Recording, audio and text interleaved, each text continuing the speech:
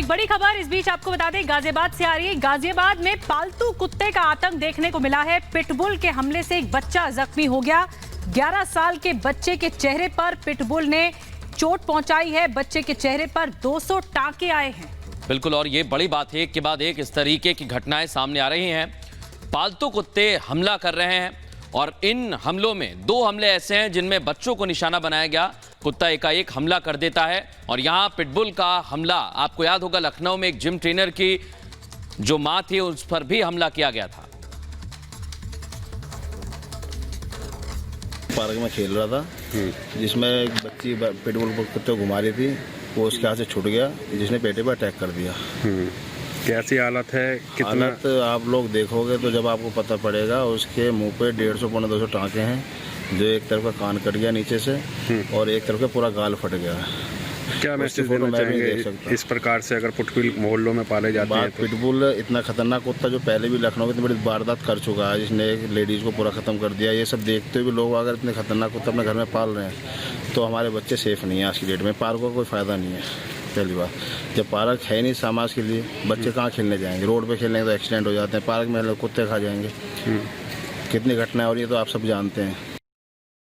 तो गाजियाबाद से तस्वीरें सामने आई है जहां एक पिटबुल ने बच्चे पर हमला कर दिया, जिसके बाद बच्चे का चेहरा बुरी तरह जख्मी हो गया है। 200 के करीब टाके लगाए गए हैं। निगम की तरफ से जो मालिक है इस पिटबुल डॉग का, उसको 5000 का जुर्माना भी लगाया गया है। आपको बता दें कि ये जो ब्रीड है पिटबुल की, इसे बेहद खतरनाक माना जाता है। कई देशों में इसे पालने पर पाबंदी है। हालांकि भारत में अभी तक इस तरह के आप पिछले कुछ दिनों में लगातार इस तरह के मामले सामने आए हैं। देखना होगा कि क्या यहाँ भी कोई नया नियम बनाया जाता है, खासतौर पर जो खतरनाक ब्रीड है, जो पालतू बनाने लायक नहीं है। ये तस्वीरें भी हम आपको दिखा रहे हैं उस बच्चे की जिसका बुरी तरह से चेहरा जो है वो नोच लिया इस कुत्ते ने। फिलहाल 5000 का जुर्माना लगाया गया है, लेकिन लापरवाहियां लगातार सामने आ रही हैं। और अंजलि हमारे साथ सीधे रुक करेंगे जिस जगह पर, जिस सोसाइटी में ये घटना हुई है, गाजियाबाद की सोसाइटी है। अंजलि, ये जो पालतू कुत्ता था पिटबुल, उसने जख्मी कर दिया इस बच्चे को। 200 टाके आए हैं इसके चेहरे पर। अभी हालत कैसी है बच्चे की? बिल्कुल, देखिए हालत तो बच्चे की ठीक नहीं है क्योंकि 150 से ज़्यादा टाके आए हुए हैं। लेकिन जो पिटबुल के मालिक थे वो सुभाष त्यागी थे, वो 2 महीने पहले गुजर गए हैं और उनके बेटे हैं ललित त्यागी। कब से ये पिटबुल था आपके पास? ये एक्चुअली 16 महीने का है अभी और 2 महीने का था उसके बाद से, तब से हमारे पास है। लेकिन ये पिटबुल जो ब्रीड है वो बहुत ही खूंखार खतरनाक मानी जाती है। कई देशों में बैन भी है, लेकिन ये जानकारी मिली कि एक बच्ची, छोटी सी बच्ची उस पिटबुल को लेकर के गई थी के साथ। एक्चुअली क्या था कि उस दिन मैं बैंक में था, मैं बैंक में ही जॉब करता हूँ और शाम को आते हुए 8-9 बज जाते हैं। उसे रोज़ मैं ही घुमाता था सुबह और शाम। उस दिन वो मेरी सिस्टर की छोटी बेटी आई हुई थी और वो कोशिश कर रही थी उसे कि दूसरी नीचे से बांधकर वो ऊपर ले आए। वो ज़्यादा टाइम इसी रूम में रहता था, यहाँ थोड़ा ज़्यादा स्पेस था तो वो यहाँ ज़्यादा रहता था, लेकिन वो उसे पुश करके नीचे ले गया। शायद टॉयलेट वगैरह आ रहा होगा उस चक्कर में।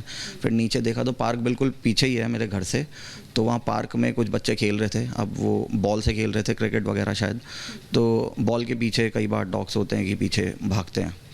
तो उसी वक्त, उसी दौरान जो है कुछ बच्चे तो वो झूले पर चढ़ गए। ये जो है कुश नाम है लड़के का जिसको काटा है, वो थोड़ा उसके साथ पहले भी मिलता जुलता रहता था। ऐसा नहीं है कि बिल्कुल वो फर्स्ट इंसिडेंस था कि वो पहली बार जब उससे मिला। यानी कि पिटबुल से पहले से फ्रेंडली वो यहाँ सबके साथ ही फ्रेंडली था। वो नहीं, आप किसी से भी आसपास पूछोगे तो उसके काटने का छोड़ो, कभी किसने भौंकने की भी आवाज़ नहीं सुनी। वो मुझे लगता है शायद बॉल के चक्कर में रहा हो या कुछ भी। देखो मैं नहीं बता सकता उस पॉइंट ऑफ टाइम पर कुत्ते के दिमाग में क्या आया हो, कैसे वो उस टाइम पर एग्रेसिव हो गया। तो इस चीज़ का लेकिन देखो दुख है हमको भी, सबको, पूरे घर में जो भी उसके साथ हुआ बच्चे के साथ।